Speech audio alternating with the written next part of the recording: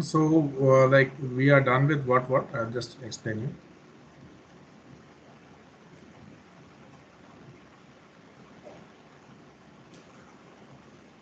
Some part is left over. There is only OCI section. We'll finish this.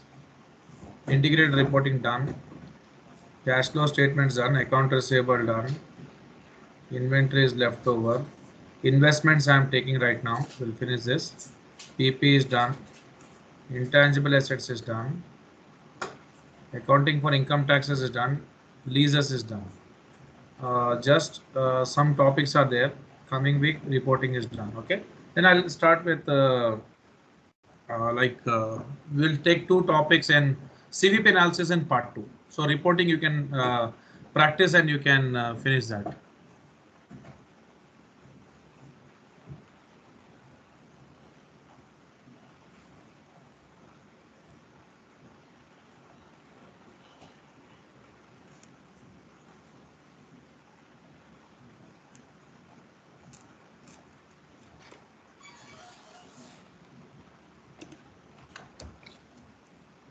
So we are starting our topic with accounting for investments. So this is the chapter we are doing investments. Okay.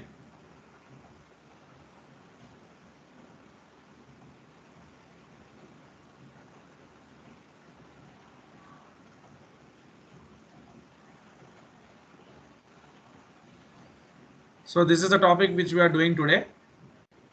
So now let's go ahead with this topic. So this is company X. This is company Y. Company X has surplus with it. That means it has been earning good profits and it has surplus. It is not the point that company Y is not having surplus, but company Y wants to expand and it requires capital. Company Y can raise the capital in two ways. One is debt and one is equity. So now what company Y does is definitely it has like issued equity shares in the market and also debt securities, that means bonds in the market. And company X, who is an investor, can buy these securities. Either they can buy bonds or they can buy equity. So what happens is there is an agreement between company X and Y. If company X buys the bonds of company Y or company X buys the equity of company Y, company Y issues a financial instrument. Actually, this is a financial instrument. This is a financial instrument. So what is this? This is nothing but company Y is borrowing and company X is lending. And here like company Y, for company Y, since company Y is borrowing it, it's a liability for company Y. Since company X is lending to company Y and company Y has issued security to company X, that means to borrow some money from someone, you definitely have to mortgage something or put something as collateral. So what company Y has done is they have asset valuation of $1 million. They have converted this $1 million into $1,000 denominated bonds and issued to various people, and also company X has also bought some of the bonds. So now, since it is a borrowing for company Y, it's a liability for them. It is a investment for company X. It is a asset for them. We are concerned with this, not with this. Okay, accounting happens for this as well as for this, but our chapter deals with investments. And in this case, company X has also bought some of the equity shares of company Y, whereby that would give some stakes in company Y. That means some ownership in company Y. Okay, so here this particular equity is share capital or capital for company Y, but for company X again it is a asset or an investment. So I think these things are very clear to you. Okay. Now, this particular company X is buying these bonds or equity. They are buying the bonds or equity for some price. Whatever they are paying the price for them, that is nothing but the cost for company X. And now, like first whatever the standards we have been studying since beginning, the standards tell us like how to recognize something as an asset. So recognition criteria.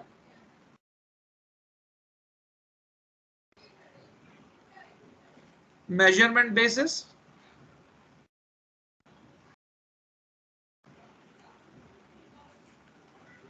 Disclosure requirements.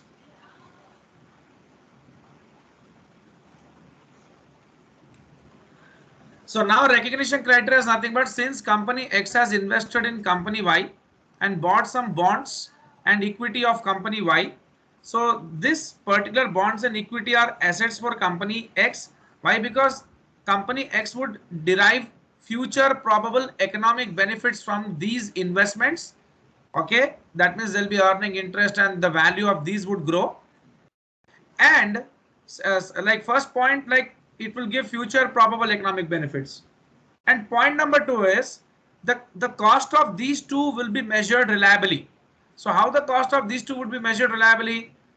Company X is buying bonds from company Y for some value, or equity shares from company Y for some value, suppose say $100. So these are the values at which they can show these bonds or equity or investments in their balance sheet. So what we have discussed, so economic benefits definitely company X would derive from its investment, and these investments can be measured reliably. So the recognition criteria for this is nothing but it is an asset. What is the recognition criteria for an asset, or what is the criteria that something can be shown as an asset in the balance sheet? First thing, this bond or equity should match with the definition of an asset. So they are matching. Why? They are giving economic benefits to company X, and as well as their cost is measured reliably. Because what do you mean by cost is measured reliably? In the balance sheet, company X is able to show these bonds or equity at some value. Point number two is, so first point is done. These are assets and they are satisfying with the definition of an asset, and criteria whatever are to be satisfied for them to be called as an asset. Measurement basis. So how would company X measure these particular investments? So there are three things, like we will categorize that in three ways. Okay, we will categorize the measurement basis in three ways. How? Let's see. So first of all, bonds and equity, these are two different kind of assets for company X. Okay, and we would like the categorization, that means the just a second, sorry.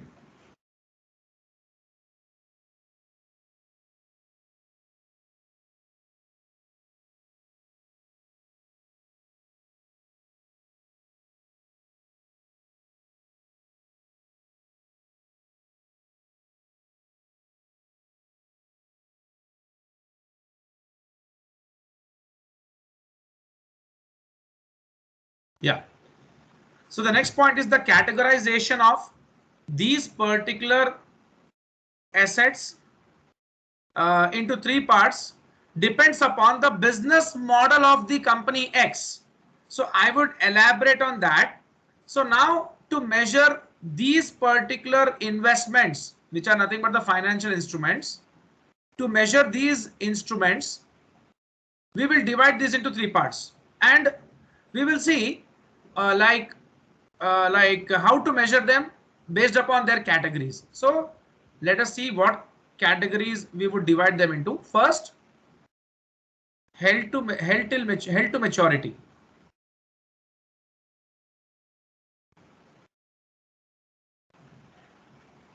Second, available for sale. So the recognition criteria in US GAAP and IFRS is almost the same, and measurement basis is also almost the same. Okay. Third one is like trading securities.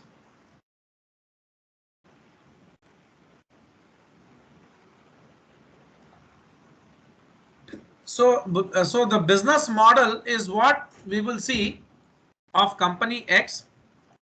Based upon that, we are categorizing these into two parts. We are categorizing these into three parts. We are categorizing these into Three parts. Okay. Now the next point is. So what is this held to maturity? See, the intention of company X is to hold the bonds. See, let me be very clear. Equity doesn't have a maturity date. Okay. Only bonds have maturity date. That means of 10 years, 20 years or anything. So bonds only have the maturity dates. Equity doesn't have any maturity date. So I would not like include equity in this category. Only bonds come under this category. So here what I mean to say, now company X definitely if they have purchased bonds of company Y or they have invested in bonds, and if they want to hold those bonds till maturity, they have to measure the bonds at amortized cost. Point number 1. Okay, what do you mean by this amortized cost? Definitely you may be knowing about, some people will be taking loans. And in this case, company Y has taken loan from company X. So company Y have to repay that loan to company X, and they will be repaying the loan in parts, that is installments. Installment is a combination of principal element and interest. As I am speaking about loan amortization, Zarina, can you just unmute and tell me, are you understanding? Yes, sir. What did you understand out of this? Hello. Hello. Hello. Yes, sir. Yeah, what did you understand out of this?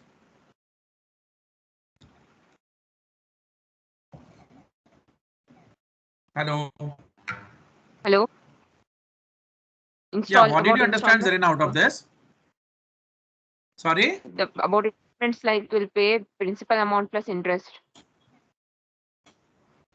Yeah, so I'm speaking about the loan amortization. So company Y will be repaying to company X whatever they have borrowed, like in installments, and that will be in these two, that will be a combination of these two. Okay. So what is the expense for company Y? Interest payment. What is the revenue for company X? Interest received, correct? Yes, sir.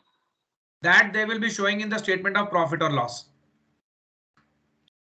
And whatever the asset they are showing in their balance sheet in form of bonds, that asset, they will be like, what would be happening is, as company Y would be paying off the liability like every year.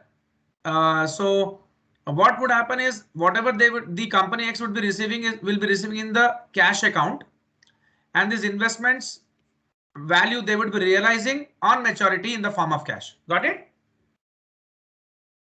Hello? Yes, sir. Yes? Okay. Next point.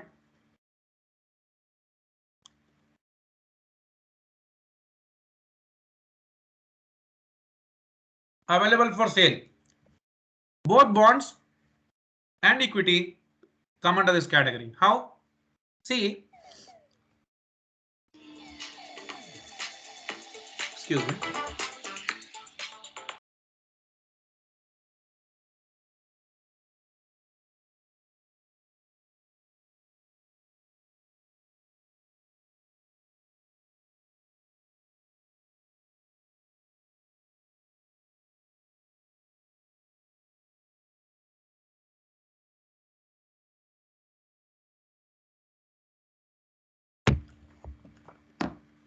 Huh.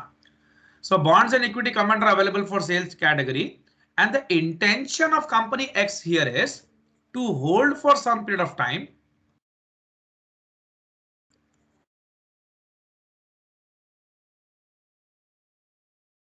and then sell it. So they want to hold it for some period of time and then they want to sell it, it seems. So now till the time they hold, the security value would increase, and whatever the unrealized nature gains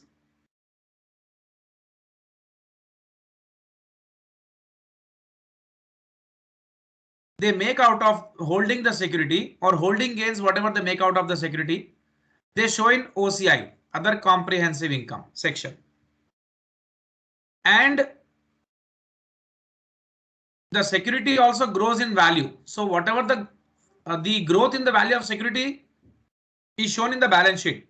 That means some security, if I took for 1 lakh, if its value has grown up, I'll add up that and show the another like one treatment I'll do in the balance sheet. I'll add that value to it. Suppose 20k, I'll add to it, and that 20k I'll show in OCI section. Okay. And when I sell this security, so when you sell some security, the history of that should not be there in the balance sheet now. Am I right? You de-recognize it and you get profit from the sale of that security. So that profit on sale of asset has to be shown in the statement of profit or loss. This is the criteria for the second one. And the third one, trading securities. So these again, bonds and equity come under this category. The intention is very clear that company wants to sell this to people, to customers, whoever they get immediately. So it is like they are using it they are using it for trading purpose. That means they want to sell it to any customer if they get immediately. So they would be like measuring this at fair value. Okay. This also at fair value, but whatever the increase in the prices is shown in the OCI section. Here also they are using fair value model. That means they'll be measuring the security at fair value. Here at I'm writing here at amortized cost.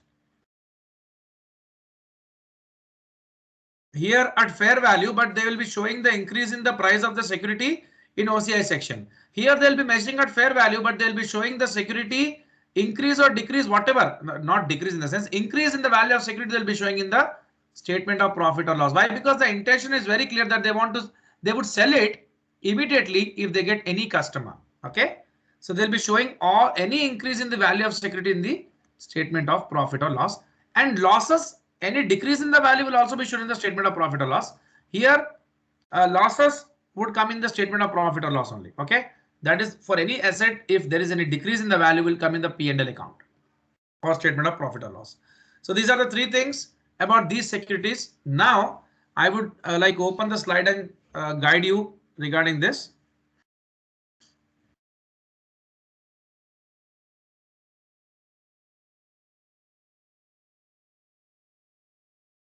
So you need to follow accounting for investment securities, bonds and notes, any notes, loan notes, anything. So these are debt securities.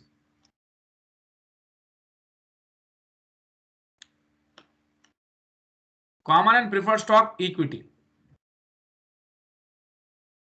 Investments can be accounted for in a variety of ways depending on the nature of the investment relationship. Please read this. Types of securities. Now debt. Here the investor has the positive intent and ability to hold to maturity. That means it is not only the intention, but also the company, the investor should have the ability to hold the security. These are called held to maturity. They will be always shown at amortized cost. Debt or equity, investments not classified in another category. That means they want to hold it for some period of time and then sell it. Available for sale, fair value with any kind of unrealized gains or losses in shareholders' equity. Okay. Okay, fine. They are very clear about unrealized gains or losses. So I would take my word. Sorry. In case of available for sale securities, any unrealized gain would be coming in OCI, and any unrealized loss will also come in the OCI section. In case of held, that means they want to sell it, it seems, immediately. So trading securities, they'll be showing at fair value, but again, any unrealized gains or losses will be shown in the P&L, statement of profit or loss. Okay, it's very clear. Zarina, just have a look through this. Yes, sir. Yeah.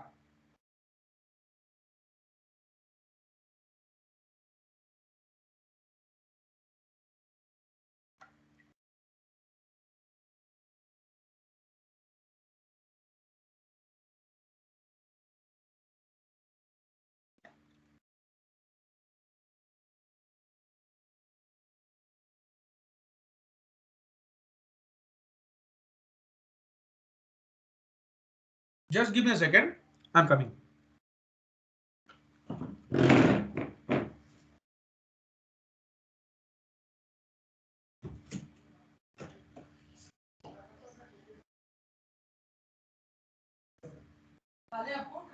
Tasty है खा ले हम सब खा लिए खत्म भी हो गया अच्छा ही थी बेचारे 2 टिफिन भर के दिए मैं ही खाई थी 4-5 तो 4 के पास तो मैं ही खाई थी बहुत टेस्टी बना रहे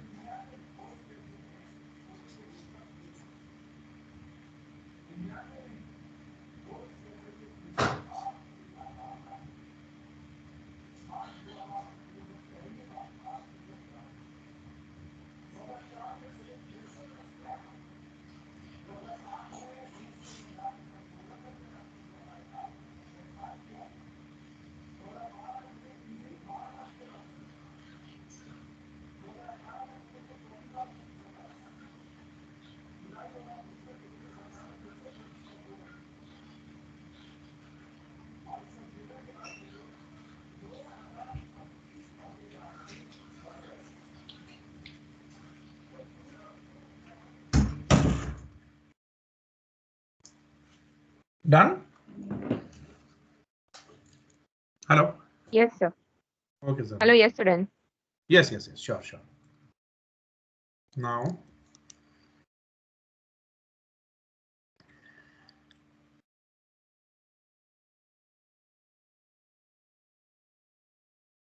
so we will do a question.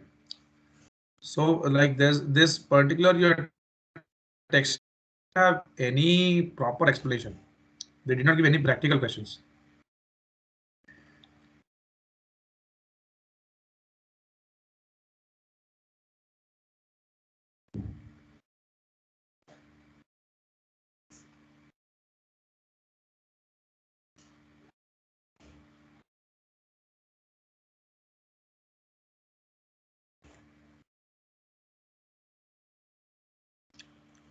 So now about equity also I would give you some information. So related to debt, okay. If you do investment in equity securities, if the holding is less than 20%,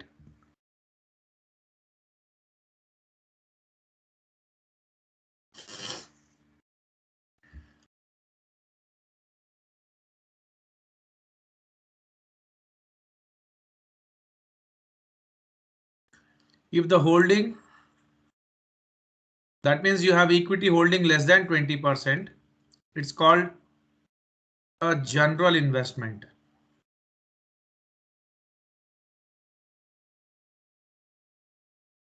If the holding is more than 20, less than 50%, then it is called as associate. That means if company X has invested 30% in company Y, so company Y would be called associate or affiliate of company X. That means company X would be having significant influence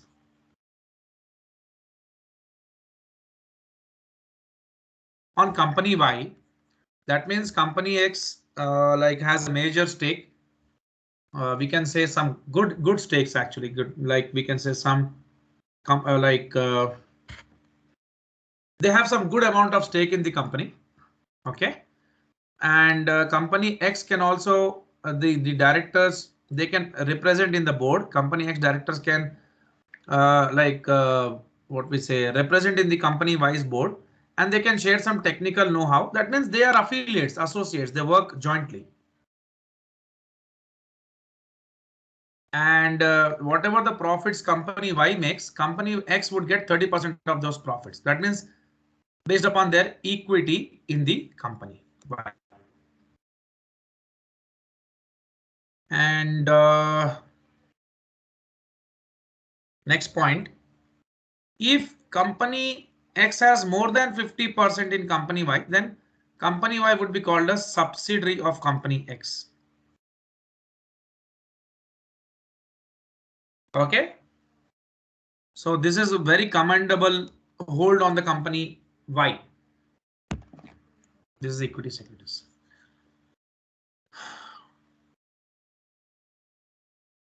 So why investors invest? Definitely they have different motivations. They want to earn high returns, and the company which requires finance, they also provide finance to another company. Just I have explained you here the same thing. They are giving the same explanation here. Intention. Debt securities, here we would go, the types are US government securities, municipal securities, corporate bond, convertible debt, commercial paper.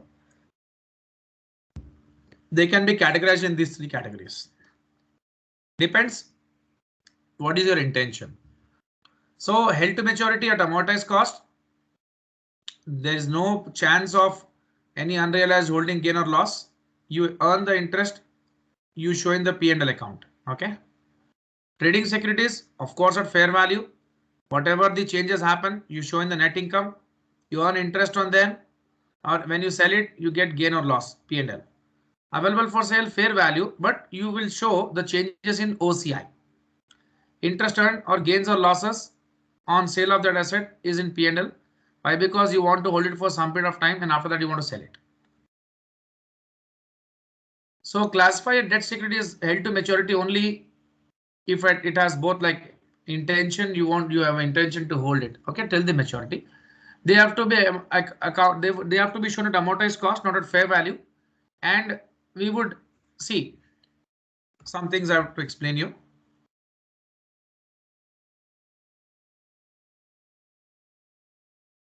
Suppose this is a bond. Company has issued bond, that is bond is also always having a denomination of $1,000 and the coupon is 10%. This is called coupon. That means the agreed interest rate by the company, and in the market the interest rates are 12%. So this bond is sold at premium or discount, please tell me.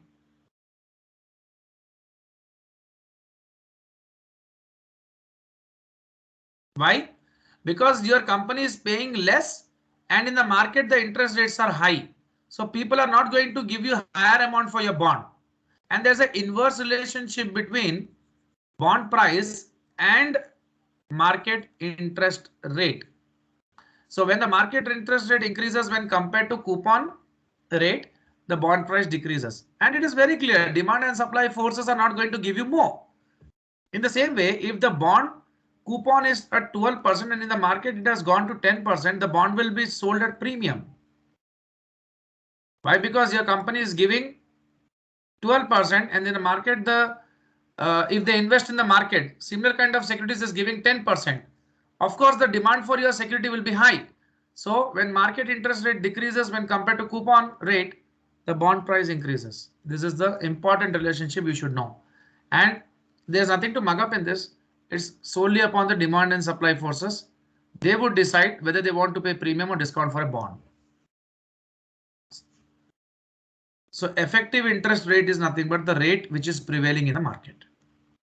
Please go for this question. We'll solve this question right now.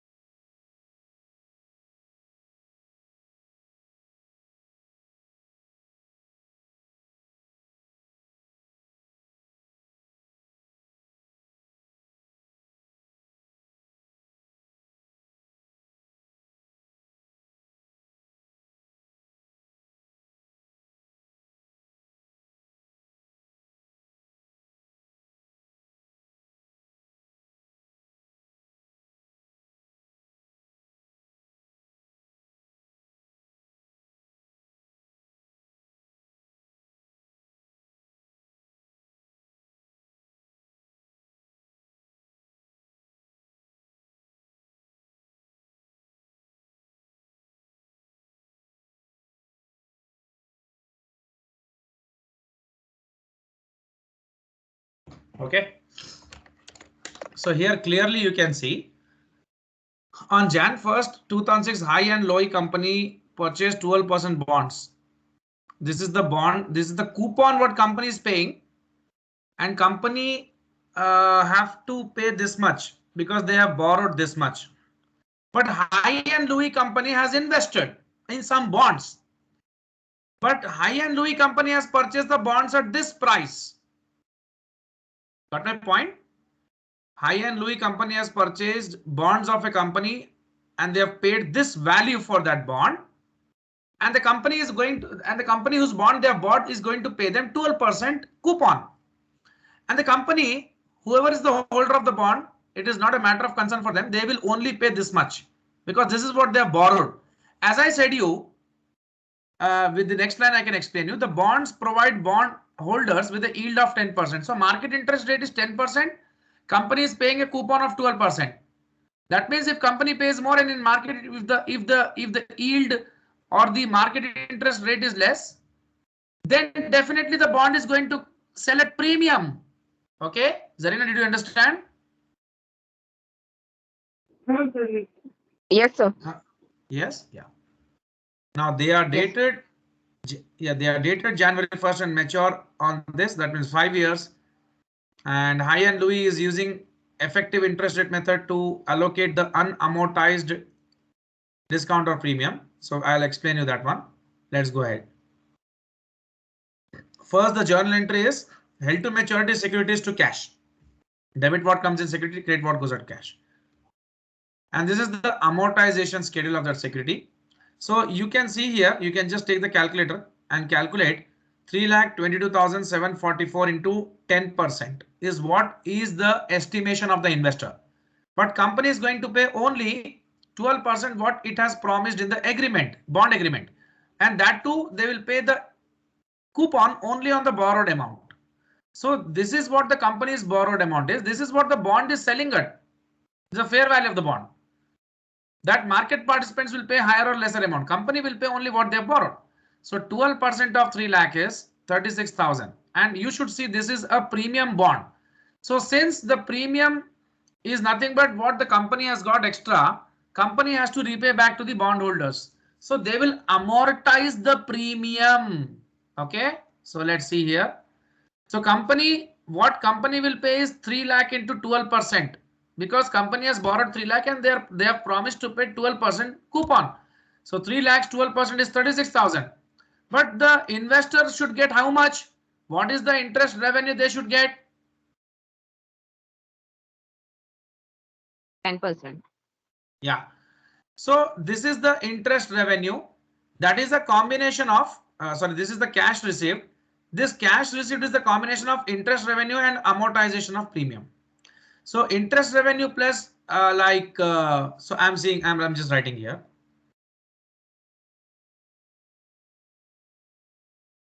Interest received is equal to interest revenue plus amortization of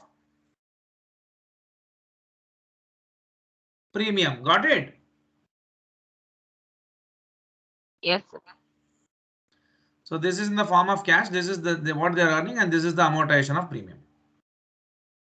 So this is a combination of these two. That means this is the interest element. This is the principal element. Now this would be removed from this and the leftover amount is 3,19,018. Again on this 10% is what they expect.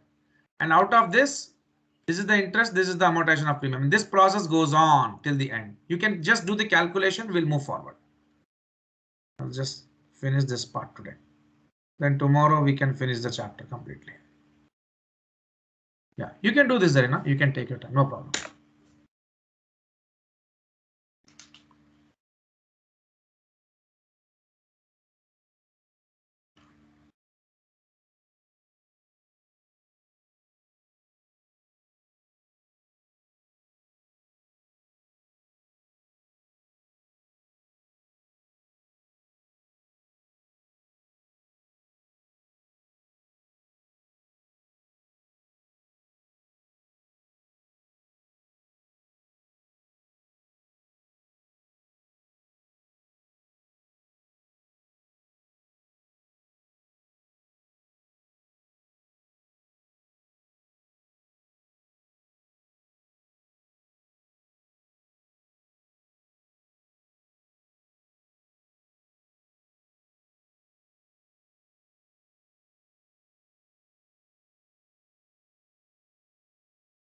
Okay.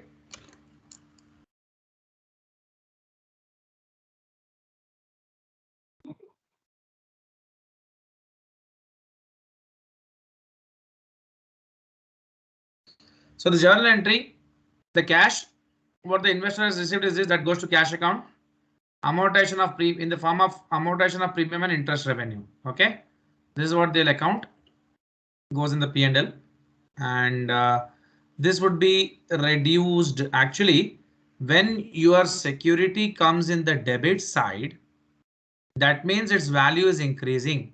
Now, since the company Y would be paying the like they'll be trying to pay off the liability.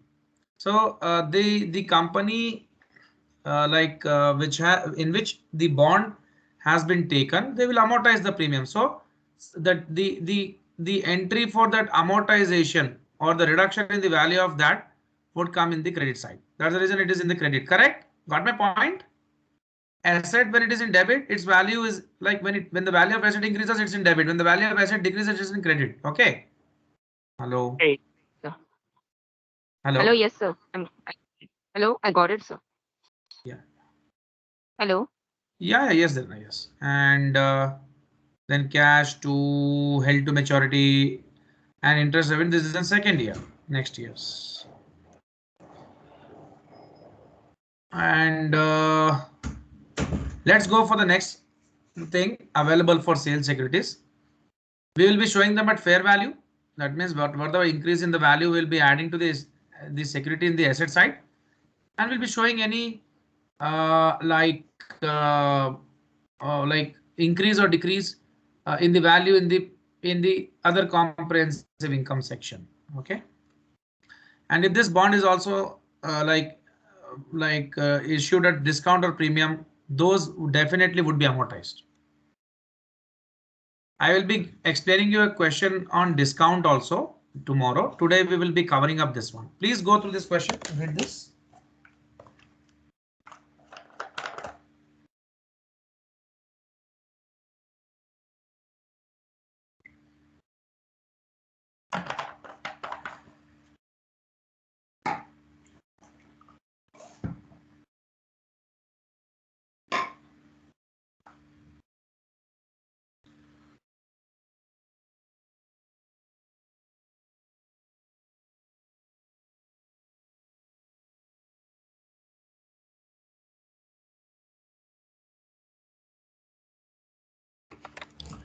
So they are saying assume the same information as in that previous example, except that the securities are classified as available for sale. So fair value of the bonds in 6 and 7 is given. So let's see. So first entry is when you buy the security, the same information as on the which was given in the previous example. So debit what comes in the asset and credit what goes out cash.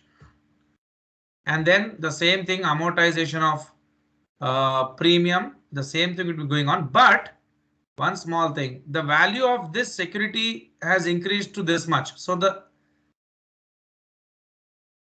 unrealized gain will be going in the OCI section. So debit, that means you will be increasing the asset value to its market value. That means 3,19,018, whatever is the value which you are showing in the books, the carrying amount, you will be adding up this increase to it and will be showing at this value.